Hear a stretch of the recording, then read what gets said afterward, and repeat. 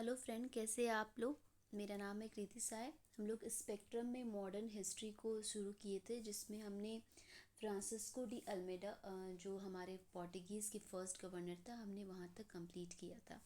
आज हम लोग सेकंड गवर्नर जो अल्फोंसो डी अल्ब्रुक है उनके बारे में पढ़ेंगे। ओके, तो शुरू करते हैं।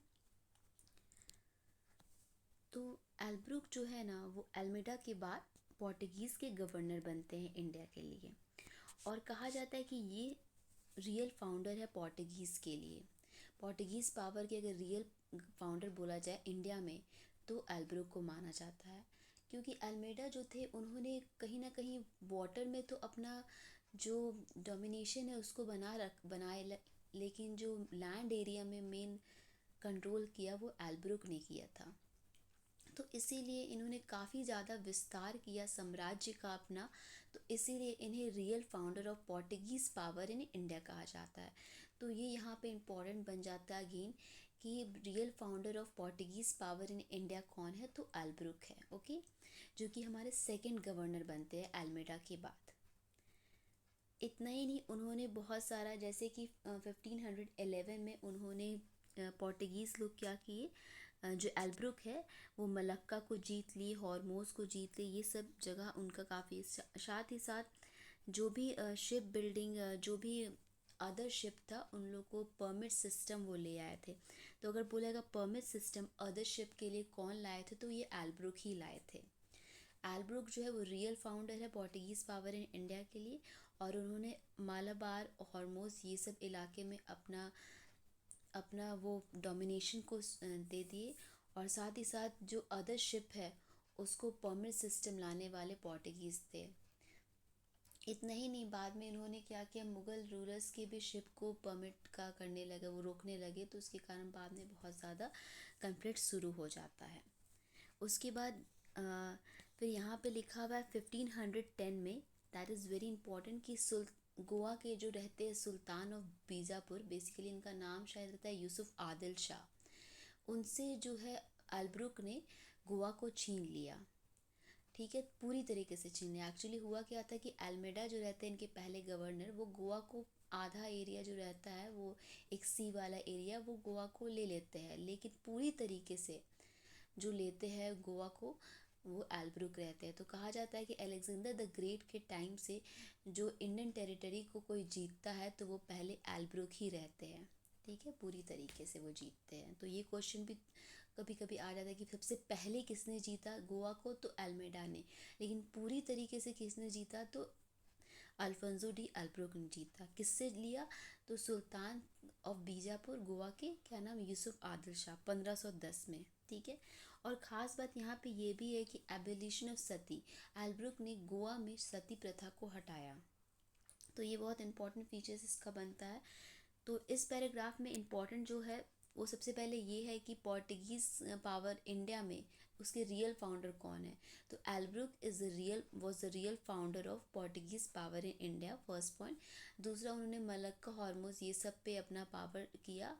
फिर तीसरा पॉइंट ये है कि 1510 में गोवा को सुल्तान ऑफ बीजापुर से उसने पूरी तरीके से जीत लिया। फिर गोवा में सती प्रथा को हटाया, और अलेक्जेंडर द ग्रेट के टाइम से कोई भी इंडियन टेरिटरी को जीतने वाला पहला जो था वो अल्ब्रुक था। ठीक है, तो ये 4-5 पॉइंट काफ़ी इंपॉर्टेंट बनते हैं। फिर यहाँ पे हमारा है कि कुछ क्रॉप को उन्होंने लाया, नए क्रॉप को उन्होंने लाया, जैसे कि यहाँ पे लिखा है न्यू क्रॉप, जैसे टबैको, जो तंबाकू होता है, और कैश्यू नट, इस नए क्रॉप जो कि पहले इंडिया में नहीं उगते थे, तो इसको लाया। और साथ ही कोकोनट होते थे, लेकिन उसका और बेटर प्लांटेशन किया। ठीक है, तो न्यू क्रॉप कौन सा लाया, टबैको और कैश्यू नट, और बेटर प्लांटेशन किया कोकोनट का। ठीक है, तो ये भी यहाँ पे इम्पोर्टेंट बनता है। उसके बाद नुनो डी कुन्हा बनते हैं गवर्नर। इनका खास काम ये है कि इन्होंने क्या किया कि अभी तक क्या हुआ, 1510 से 30 तक कोचीन हेडक्वार्टर रहा करता था, लेकिन इन्होंने क्या किया कि गोवा कर दिया। 1530 से इन्होंने गोवा कर दिया हेडक्वार्टर, जो कि 1961 तक रहता है हेडक्वार्टर। ठीक है, ख़ास बात ये है। उसके बाद इनके टाइम में क्या हुआ कि जो गुजरात के राजा रहते, रूलर रहते हैं बहादुर शाह, और हुमायूं के बीच में कुछ कन्फ्लिक्ट होता है, जिसके कारण गुजरात के रूलर पोर्टुगीज़ से हेल्प मांगते, मतलब नूनो डी कूना से, तो वो हेल्प करते तो बोलते इसके बदले मैं तुम्हें बसीन और ड्यू दूंगा। तो 1535 में जो है वो बसीन और ड्यू इनके पास आ जाता है, नूनो डी कूना के पास। लेकिन बाद में जब हुमायूं से सुलह हो जाता है तो दोनों डी कूना और जो रूलर है गुजरात के, ये दोनों के बीच में कन्फ्लिक्ट भी हो जाता है और एक दूसरे को लोग काफ़ी झगड़ा होता है। ठीक है, तो इस बारे में यहाँ लिखा हुआ है। फिर यहाँ पे लिखा है डूडू डी कूना जो थे वो एक पोर्टुगीज़ का एक हुगली में भी काफ़ी अच्छा वो अपना स्टेब्लिश कर रहे थे। फिर क्या क्या फेवरेबल कंडीशन रहा पोर्टुगीज़ के लिए, तो वो अगर हम देखें क्या क्या फेवरेबल कंडीशन रहा, तो सबसे पहले कि इंडिया में क्या हुआ, गुजरात को छोड़ दिया जाए तो गुजरात जो कि बेसिकली महमूद बेकरा के द्वारा किया था, और जो नॉर्थन इंडिया पार्ट था वो छोटे छोटे पावर्स में बटा हुआ था। इतना ही नहीं, जो डेक्कन में बहमनी किंगडम के बाद जब वो टूटा तो वो भी छोटे छोटे पावर में, तो एक सेंट्रलाइजेशन का पावर नहीं था, सब छोटे छोटे किंगडम में बटे हुए थे, तो कोई भी बाहरी पावर ईजिली आके इस पे रूल कर सकता था। तो ये बहुत बड़ा एक हम लोग का ड्रॉबैक था कि एक सेंट्रलाइजेशन नहीं था। हर्षवर्धन के टाइम में काफ़ी ज़्यादा ये था कि हाँ वो काफ़ी पावर को रूल कर रहे थे, लेकिन इस टाइम बहुत छोटे छोटे रूलर्स उभर के आ चुके थे, जिसके कारण ये हो गया। और फिर यहाँ पे लिखा हुआ है कि पोर्टुगीज स्टेट कौन कौन रहे, तो ये भी इम्पोर्टेंट हमारे लिए बन जाता है। तो जैसे कि वेस्टर्न कोस्ट का अगर हम बात करें तो बॉम्बे से लेके मुंबई से लेके डामन और गुजरात से जू, ये हमारा वो वेस्टर्न कोस्ट हो गया। फिर कुछ ट्रेडिंग पोस्ट है जैसे कि मैंगलोर, कैननौर, कोचिन और कैलीकट, ये सब हो गए। फिर मिलिट्री अगर हम पोस्ट का बात करें तो इनका मिलिट्री पोस्ट कहाँ कहाँ था, सेटलमेंट एक हो गया संथोम चेन्नई में, और फिर आंध्र प्रदेश के नागापट्टनम में। तो ये सब स्टेट में पोर्टुगीज़ का रूल रहा करता था। वैसे वेस्टर्न कोस्ट में मैंने कहा मुंबई से दामन, ड्यू, गुजरात। फिर ट्रेडिंग अगर पोस्ट पूछा जाए कि ट्रेडिंग पोस्ट कहाँ था, तो मैंगलोर, कोचिन, कैननौर, कैलीकट, और मिलिट्री पोस्ट संथोम यानी चेन्नई और नागपट्टनम आंध्र प्रदेश। 16 सेंचुरी के एंड होते होते उनका हुगली काफ़ी ज़्यादा वेल्दी सेटलमेंट बन चुका था। ठीक है, उसके बाद यहाँ पे देखते हैं कि इंटरेस्टिंग बात ये भी है कि जैसे हमने पढ़ा कि पोर्टुगीज़ जो है वो पहले यूरोपियन थे जो कि इंडिया पे आए थे, लेकिन सबसे बड़ी बात है कि ये आखिरी है जो कि इंडिया से जाते हैं। 1961 में यानी आज़ादी के बाद इनको इंडियन गवर्नमेंट ऑपरेशन विजय के तहत इनके पास रहता है गोवा, दामन ड्यू और दादर नागर हवेली, तो इनसे छीन लेते हैं और फिर फाइनली पोर्टुगीज़ यहाँ से जाते हैं और गोवा को 25th स्टेट का दर्जा मिल जाता है आई थिंक 56 कॉन्स्टिट्यूशनल अमेंडमेंट के तहत। तो ये भी बात हमें याद रखना कि फर्स्ट जो आते हैं और लास्ट जो जाते हैं वो पोर्तुगीज़ ही रहते हैं, वेरी वेरी इंपॉर्टेंट। ओके, फिर यहाँ पे कुछ छोटे मोटे बात है जैसे कि पोर्टुगीज़ एडमिनिस्ट्रेशन किस तरह चलता था। तो उसके जो हेड ऑफ़ एडमिनिस्ट्रेशन रहते थे वो वाइसरॉय रहते थे, जो कि 3 साल के लिए अपॉइंट किए जाते थे, और उसके सेक्रेटरी रहते थे। फिर एक वंडर डे फजादे रहते थे जो कि रेवेन्यू या कार्गोस को देखते थे। फिर जो भी फोर्ट्रेसेस का है अफ्रीका टू चाइना, उसको कैप्टन देखते थे जो कि असिस्ट किए जाते थे फैक्टर्स के द्वारा। तो ये सब कुछ छोटे मोटे बात है, इसको आप देख सकते हैं।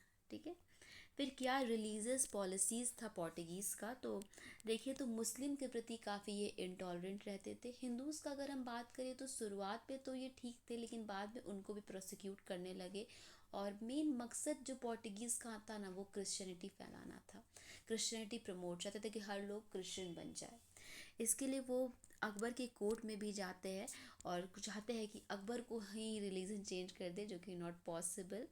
तो यहाँ पे है रोडोल्फो एक्विके और एंटोनी, ये दोनों जाते हैं 3 साल वहाँ पे रहते भी है, 80 में जाते 83 तक।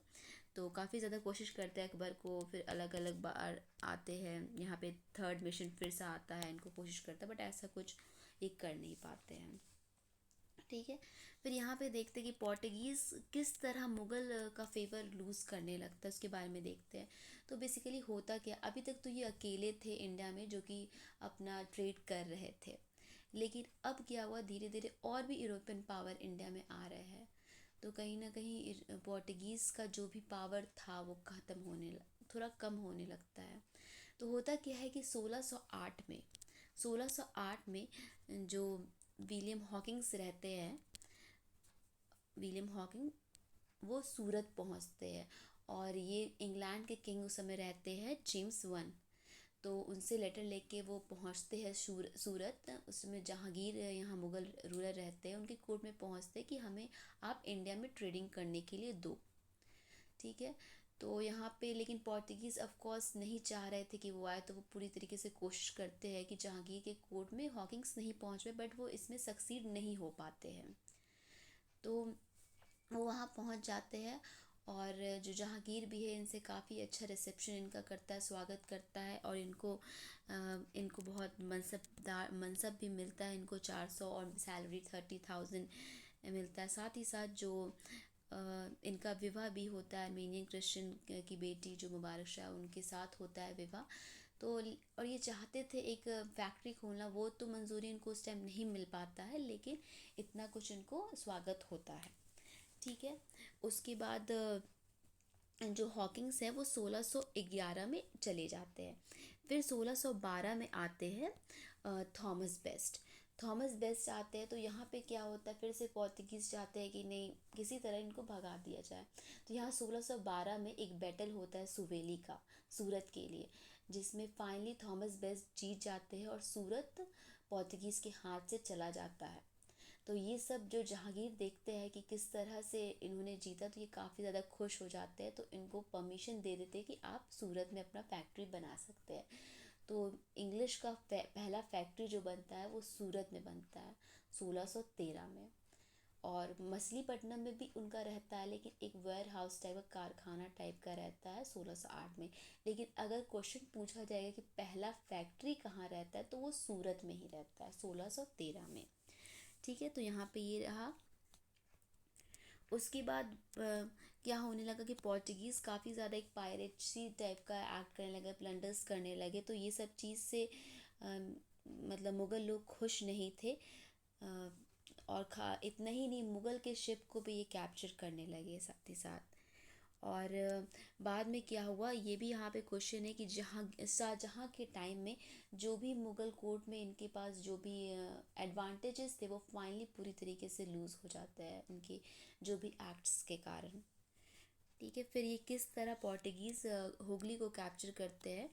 तो होता क्या है कि 1579 में इनको जो फरमान मिलता है उसके तहत इनके पास रहता है कि वो सत्तागांव के रिवर के आसपास वो अपना ट्रेडिंग एक्टिविटीज़ कर सकते हैं। लेकिन वो धीरे धीरे सत्तागांव से क्या हुगली के पास आने लगते हैं। और इतना ही नहीं, वो सॉल्ट पे मोनोपोलाइज कर लेते हैं। मोनोपोलाइज बेसिकली होता है कि मतलब अपना अधिकार सिर्फ, कि दूसरा कोई ट्रेड नहीं कर सकता है, बस मैं ही इस पे ट्रेड करूँगा। तो वो सॉल्ट पे कर लेते हैं। और जो टबैको रहता है उस पर वो टैक्स लेने लगते हैं पोर्तुगीज़। ओके। तो और और अगर मैं बताऊं तो इनका ये होने लगा, ये बहुत एक क्रूअल चीज़ करते थे, स्लेव ट्रेड। जो हिंदू और मुस्लिम के बच्चे उनको ले लेते थे और स्लेव ट्रेड करवा देते थे। इतना ही नहीं, उसको क्रिश्चियन में बदल पाते थे। और जो मुमताज़ महल है उनकी दो स्लेव गर्ल्स रहती थी, उनको भी ये कैप्चर कर ले। तो ये सब चीज़ से मुग़ल बिल्कुल भी खुश नहीं थे। तो वो बंगाल के गवर्नर रहते हैं कासिम खान, उनको बोलते हैं आप कुछ इनके खिलाफ़ करिए। तो इसी तरह जो हुगली जो पोर्तुगीज़ के पास रहता है वो उनसे छिन जाता है। तो धीरे धीरे पोर्तुगीज़ तो डिक्लाइन हो ही रहे हैं। तो ये सब रीज़न था। और भी रीज़न है कि मराठा भी उभर के आ रहे हैं। और इसे सैल्सेज ऑफ बेसिन 1739 में पोर्तुगीज़ से छिन जाता है।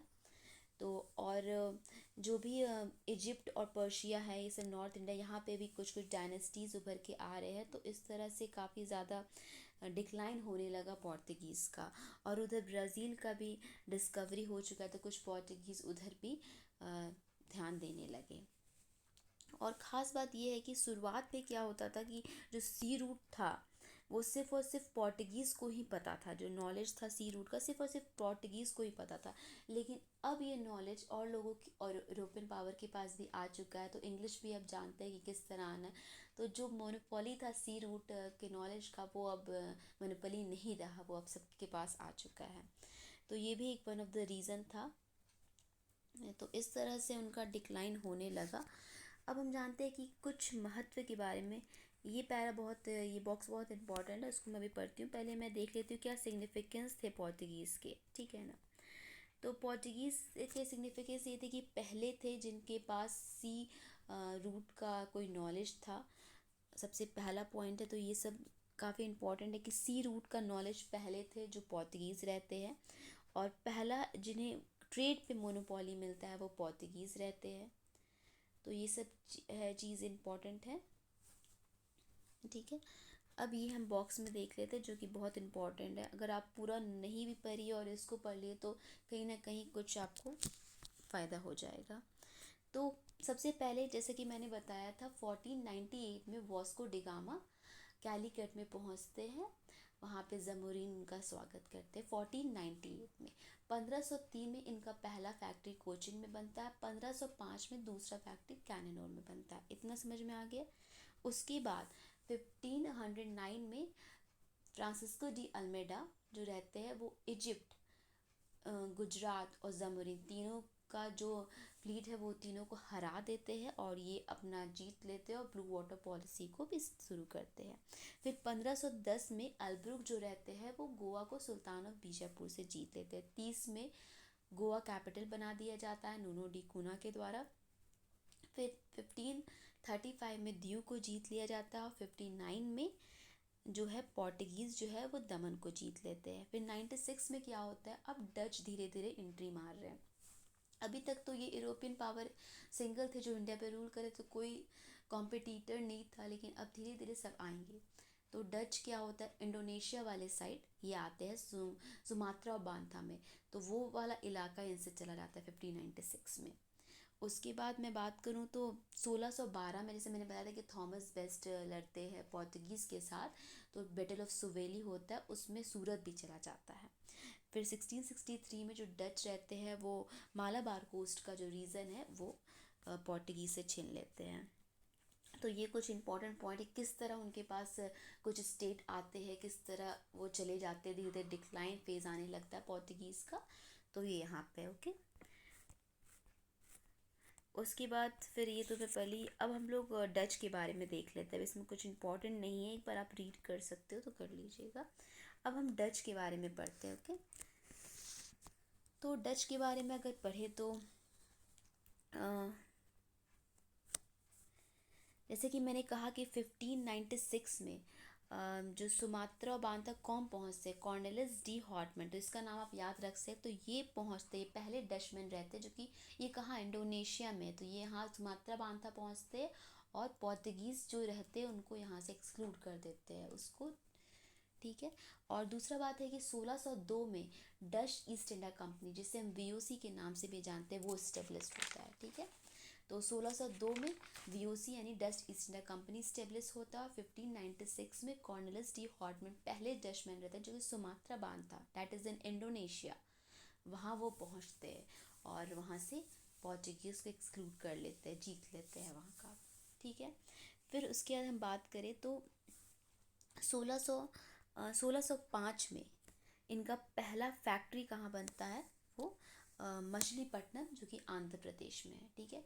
तो मैंने बताया था पोर्तुगीज़ का पहला फैक्ट्री 1503 में बना था, डैट इज़ इन कोचिन, और इनका पहला फैक्ट्री कब बना है 1605 में, और मछलीपट्टनम जो कि हमारा आंध्र प्रदेश में है, ठीक है। ये हो गया। उसके बाद उन्होंने अलग अलग रीजन को भी कैप्चर करना शुरू किया, जैसे नागपट्टनम जो कि चेन्नई के पास है, पोर्चुगीज़ से उन्होंने छीना। फिर यहाँ पे उन्होंने फैक्ट्रीज़ बनाए कोरोमंडल कोस्ट में, गुजरात में, यूपी में, ये सब जगह बनाया।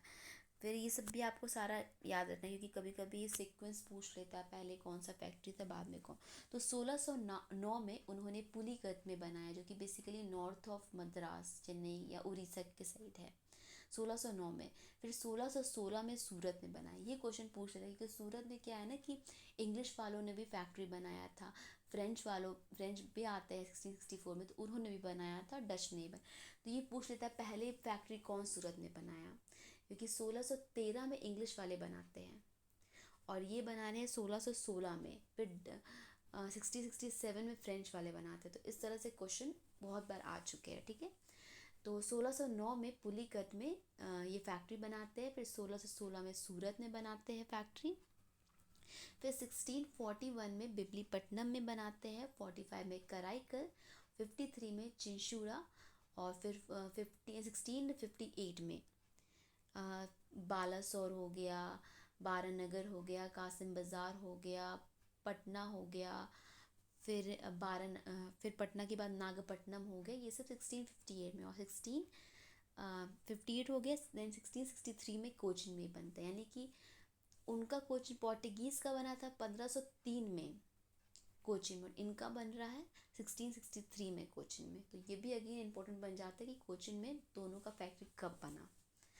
ठीक है, तो ये सब इम्पोर्टेंट बन जाता है। फिर यहाँ पे कुछ उनके ट्रेड के बारे में लिखा कि वो कहाँ से क्या खरीदते थे। यहाँ पे ऐसे लिखा है कि इंडिगो इंडिगो जो वो लेते थे, वो जो इंडिया का जो सेंट्रल इंडिया और यमुना वाला रीजन है, वहाँ से वो इंडिगो मैन्युफैक्चर करते थे। साथ ही साथ अगर मैं बात करूँ टेक्सटाइल और सिल्क की, तो वो बंगाल और कोरोमंडल रीजन से लेते थे। साथ साथ सॉल्ट पीटर, जिसे हम शोरा कहते हैं, वो बिहार से लेते थे। और opium rice Ganga valley region से लेते थे। ओके, तो इस रीज़न से उनका फ़ायदा होता था। फिर यहाँ पे कुछ एंग्लो इंग्लिश और डच के बीच में कुछ मुठभेड़ हुआ, कॉन्फ्लिक्ट हुआ, उसके बारे में लिखा हुआ है। बीच में क्या हुआ था कि अम्बोयना एक्चुअली इंडोनेशिया में इंग्लिश और डच के बीच में थोड़ा झगड़ा होता है, जिसमें काफ़ी एक दूसरे को मार काट होता है। लेकिन बाद में एक कॉम्प्रोमाइज़ हो जाता है 1667 में इंग्लिश और डच के बीच में, कि इंग्लिश वाले इंडिया में रहेंगे और डच वाले इंडोनेशिया चले जाएंगे। ये लोग के बीच कॉम्प्रोमाइज, लेकिन डच वाले ने बोला कि हमें मसालों पे और ख़ास करके ब्लैक पेपर पे मोनोपोली चाहिए, कि हम करेंगे। ठीक है, फिर यहाँ पे लिखा है वो यहाँ से क्या क्या करते थे। तो वो सिल्क, कॉटन, जैसे मैंने बताया इसके पहले कि वो सिल्क और टेक्सटाइल ले जाते थे गुजरात बंगाल से, तो silk, cotton, Indigo, rice, opium, ये सब का वो करते थे। ठीक है, उसके बाद किस तरह यहाँ पे डिक्लाइन हुआ, जैसे मैंने भी पोर्टुगीज़ का बताया किस तरह डिक्लाइन हुआ, वो अपना पायरेसी एक्ट करते थे, फिर अलग अलग कॉम्पिटिटर्स आए, उनको हराए अलग अलग बैटल में। उसी तरह अब डच किस तरह डिक्लाइन, क्योंकि फाइनली हम लोग भी जानते हैं कि हम लोग पे ब्रिटेन वाले लोग रूल किए थे। तो ये लोग किस तरह डिक्लाइन हुए, ये लोग क्यों नहीं रूल कर पाए, क्योंकि अब रीज़न देखते हैं तो हुआ क्या, decline of the Dutch in India.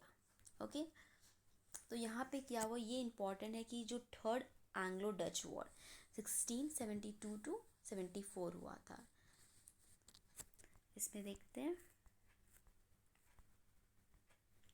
तो इसमें बेसिकली क्या होता है कि इंग्लिश वाले शिप को जो है ना, वो डच वाले लोग कैप्चर कर लेते हैं, इस तरह से होता है। और फाइनली अगर हम बोले कि डच फाइनली इंडिया से उन कब ख़त्म उनका हो जाता है, तो ये बहुत इम्पॉर्टेंट है, बैटल ऑफ हुगली। इन्हें हुगली भी कहते हैं, चिंशूरा भी कहते हैं, बेदारा भी कहते हैं, सारे नाम एक ही है, कुछ भी आ जाए तो याद रखिएगा। तो नवंबर 1759 में इंग्लिश, जिसमें कॉलोनियल फ्रांसिस फॉर्डे रहते हैं, उनमें और डच के बीच में बैटल होता है, बैटल ऑफ हुगली, बेदारा और चिंशूरा। तो इस बैटल में फाइनली डच का जो भी पावर था इंडिया में, जो भी उनका हस्तक्षेप था, सब कुछ ख़त्म हो के वो चले जाते हैं। ठीक है, तो ये बहुत इंपॉर्टेंट है। ठीक है, ये आपको ध्यान रखना, अगर पूछेगा कि कौन से बैटल में डच का इंडिया में कंट्रोल ख़त्म हो गया था, या कौन सा बैटल हुआ था दोनों के बीच में, तो ये बैटल ऑफ हुगली है। ओके, तो बस इसमें यही लिखा हुआ है। अब हम लोग पढ़ते हैं इंग्लिश के बारे में। तो इंग्लिश के बारे में देखते हैं क्या है इसमें। यहाँ पे क्या हुआ ना, जो फ्रांसीसी ड्रैग रहते हैं वो इंग्लिश में पहले रहते, जो कि वर्ल्ड में घूमते हैं 1880 में। फिर स्पेनिश अर्मेडा पे भी इंग्लिश का विजय होता है 1858 में। तो ये सब देख के बाद में क्या होता है कि 1599 में अगर हमसे पूछा जाएगा पहला इंग्लिश जो इंडिया में आया वो कौन सा कंपनी था, ये नहीं कि ईस्ट इंडिया कंपनी था, ऐसा नहीं था, वो था जॉन मिडल्टन, या मर्चेंट एडवेंचर्स बोलते हैं, यहाँ पे लिखा है मर्चेंट एडवेंचर्स।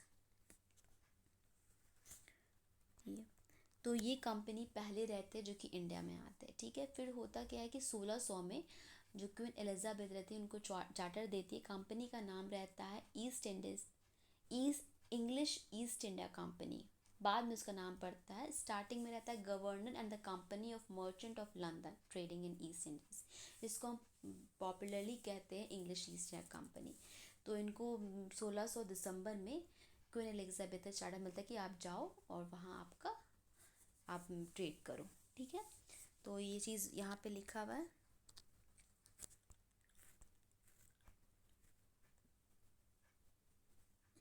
फिर से चार्टर क्या होता है ना कि पहले ही दिया था 10 साल के, आप 10 साल कर लो, फिर 1609 में रिफ्रेश किया आता है कि आप मतलब कभी भी कर सकते हो पूरे टाइम।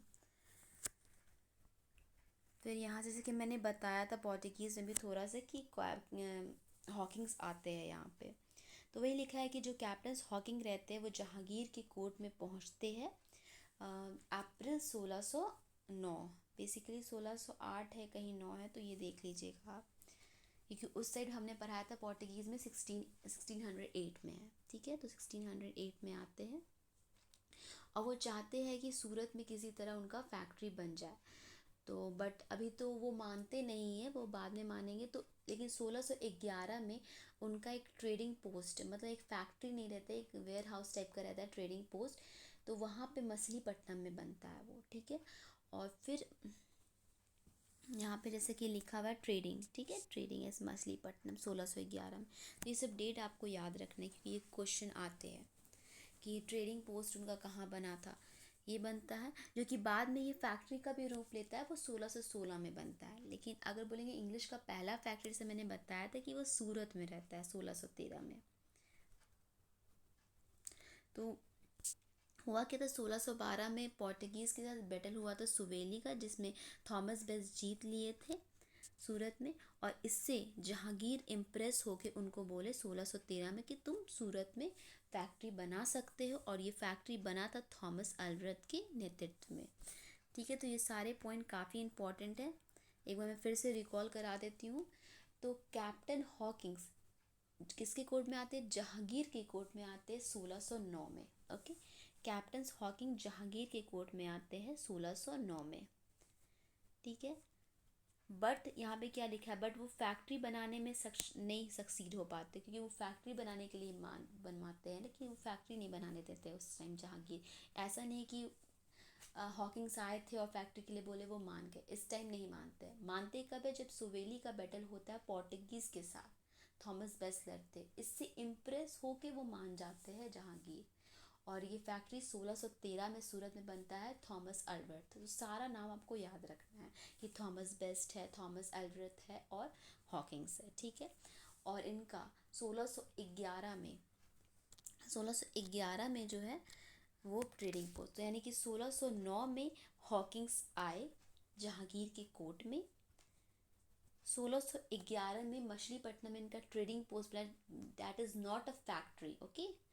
यही बाद में 1616 में फैक्ट्री का रूप लिया। इनका पहला फैक्ट्री 1613 में बना था सूरत में। तो ये इंपॉर्टेंट है, हमेशा पूछता है फर्स्ट फैक्ट्री कहाँ था इनका, सूरत में। अभी हमने 2 फैक्ट्री और पढ़ा था, पोर्चुगीज़ का हमने क्या पढ़ा था, पोर्चुगीज़ का कोचिन पढ़ा था हमने 1503 में। डच का हमने क्या पढ़ा 1605 में Machilipatnam, that is in Andhra Pradesh. और अभी हम इंग्लिश का पढ़ रहे हैं, सूरत पहला फैक्ट्री 1613 में, ओके। तो ये यहाँ पे इम्पोर्टेंट बन गया हमारे लिए।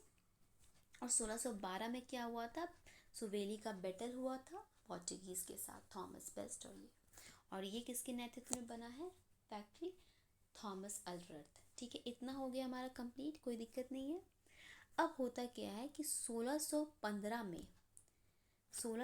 में थॉमस र्यू आते हैं, जो कि बेसिकली एम्बेसडर रहते हैं जेम्स वन के। तो वो जहांगीर के कोर्ट में आते हैं और वो यहाँ 1619 तक रहते हैं। वो चाहते हैं कि पूरे जगह मतलब हमारा फैक्ट्री बन जाए, बट वो पूरी तरीके से तो कामयाब नहीं हो पाते, लेकिन उनको परमिशन मिल जाता है 3 जगह, ये भी ध्यान रखना है, आगरा, अहमदाबाद और भरूच, ये 3 जगह उनको फैक्ट्री में बनाने का मिल जाता है, राइट, ठीक है। तो ये 1615 में आता है और 1619 में उनको मिल जाता है कि आप ये 3 जगह यानी आगरा, अहमदाबाद और भरूच, यहाँ पे आप फैक्ट्री बना सकते हैं। कौन, थॉमस रियो, ठीक है।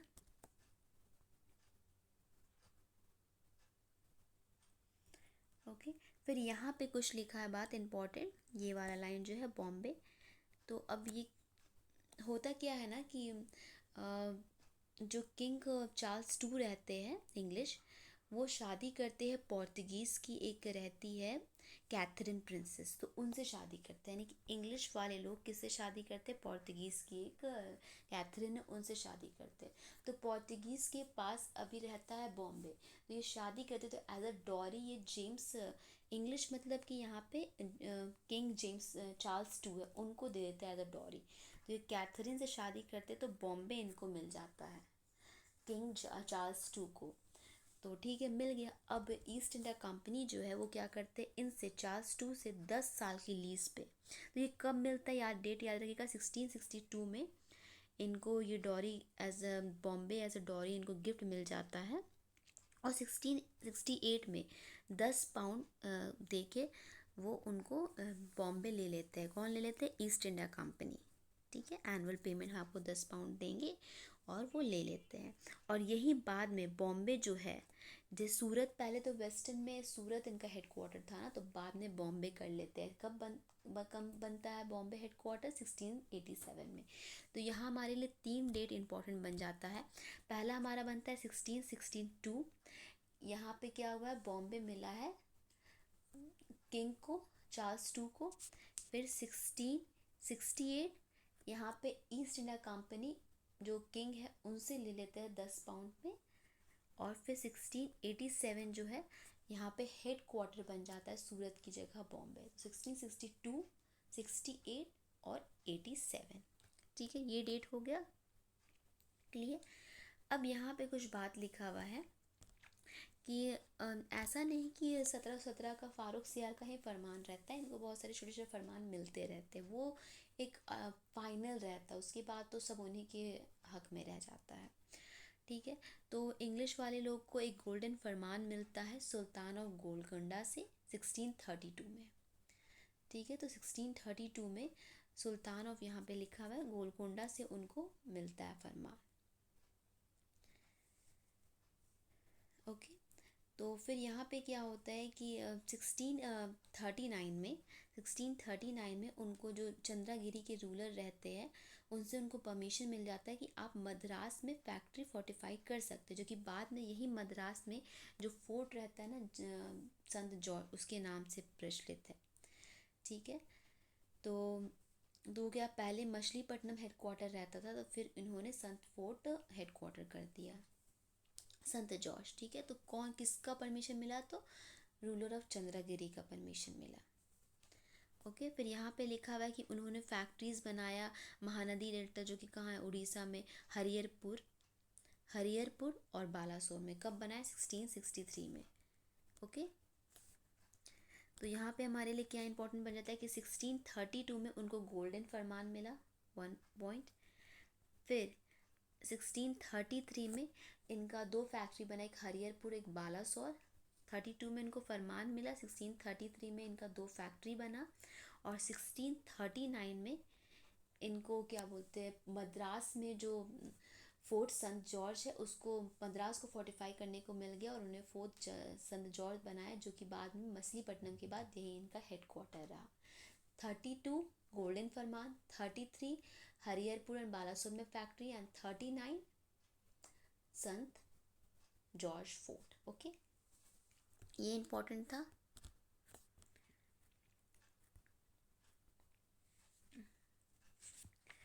फिर यहाँ पे कुछ है, फिर जो साज सूजा है वो रहते हैं बंगाल के गवर्नर, तो वो अलाउ करते हैं इंग्लिश को कि आप हमको 3000 रुपये सालाना दे दो और आप यहाँ पे जो भी ट्रेड करना है कर सकते हो। तो वो फैक्ट्रीज बनाते हैं 1651 में हुगली में। यहाँ पे हुगली में बाद में वो कसिम बाज़ार, पटना, राजमहल, ये सब में भी फैक्ट्री बनता है। उसके बाद यहाँ पे एक इम्पॉर्टेंट बात है कि जो विलियम हेज रहते हैं वो पहले एजेंट, यहाँ बोल सकते हैं गवर्नर ऑफ कंपनी, बंगाल में कंपनी के गवर्नर पहले या एजेंट कंपनी के, तो वो विलियम हेज रहते हैं।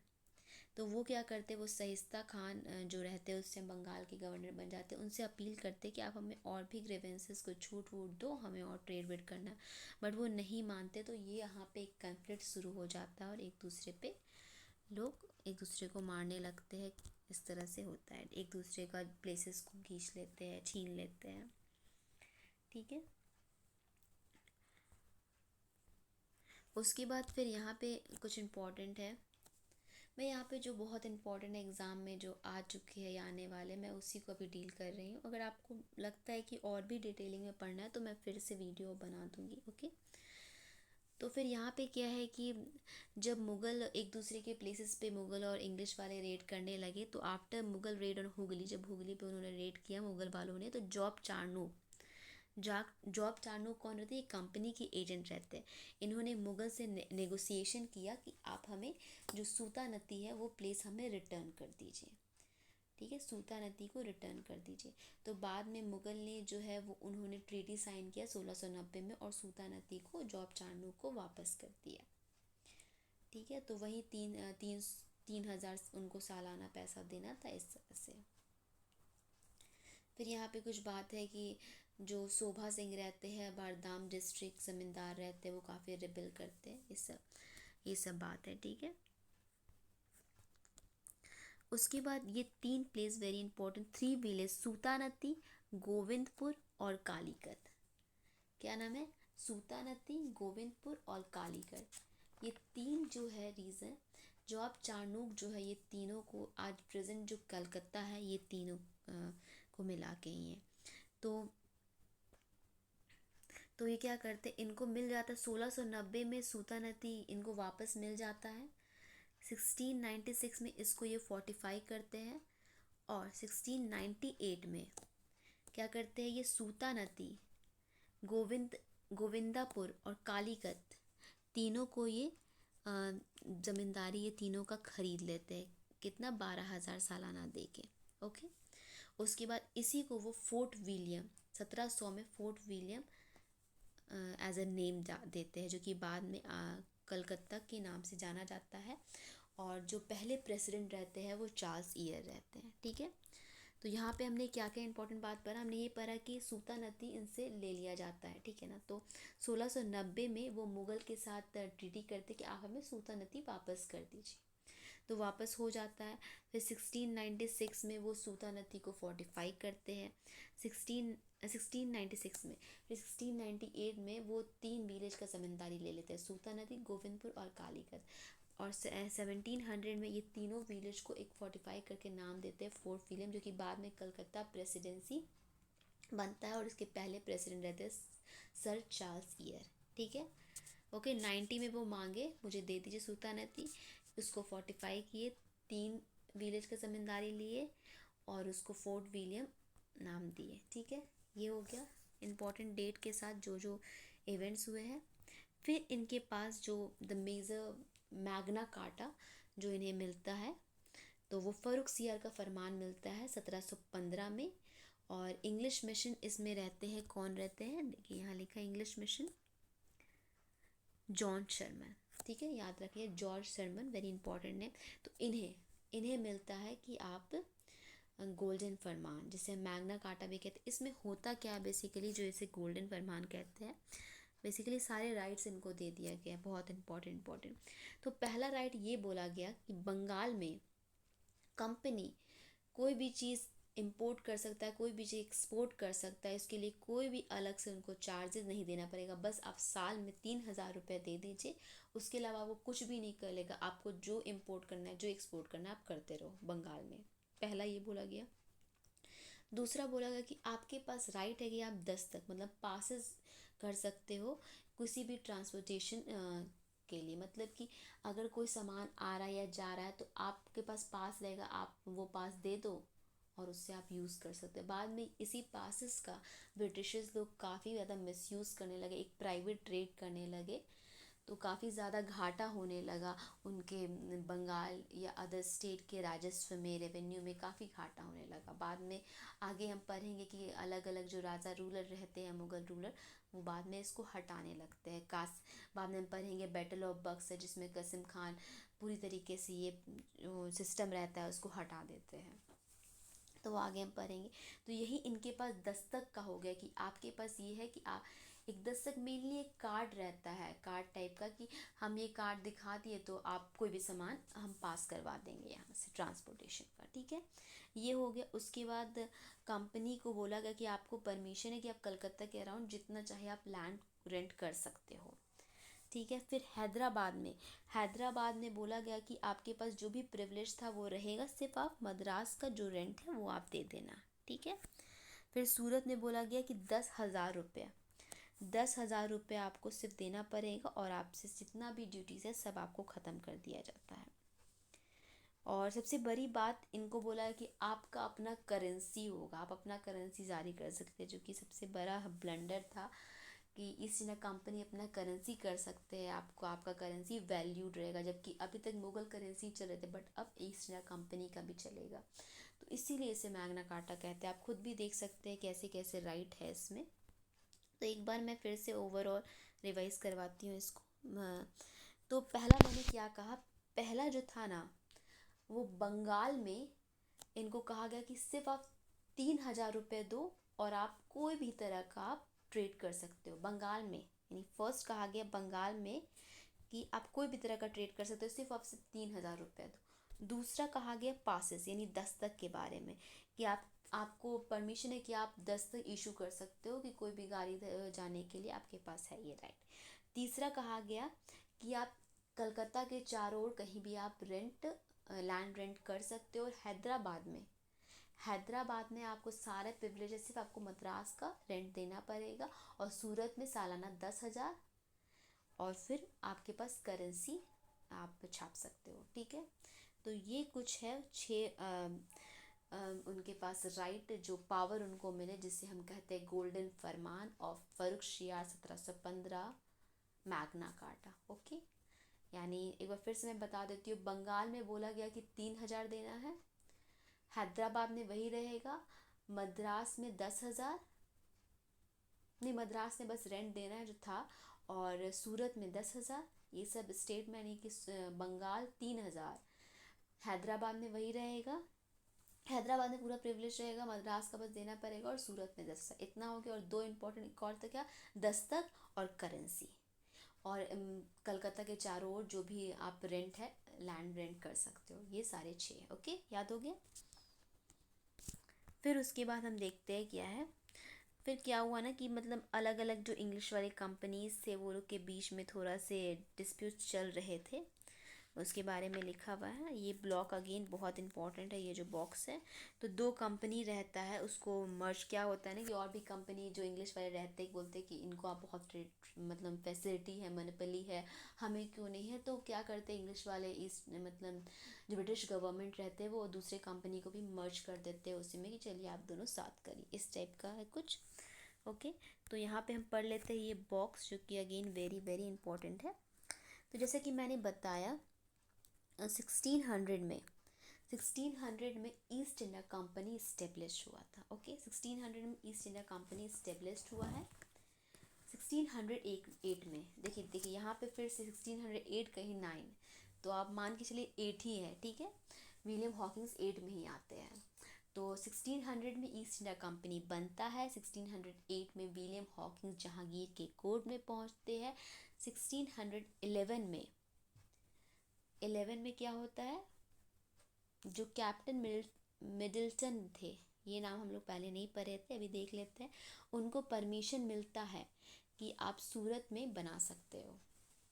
बेसिकली मिडल्टन को परमिशन मिल जाता है, लेकिन फिर थॉमस बेस लड़ाई करते वो खुश हो जाते हैं और एल्बर्ट के अंदर बन जाता है। तो 3 नाम यहाँ पे अगेन आ जाते हैं।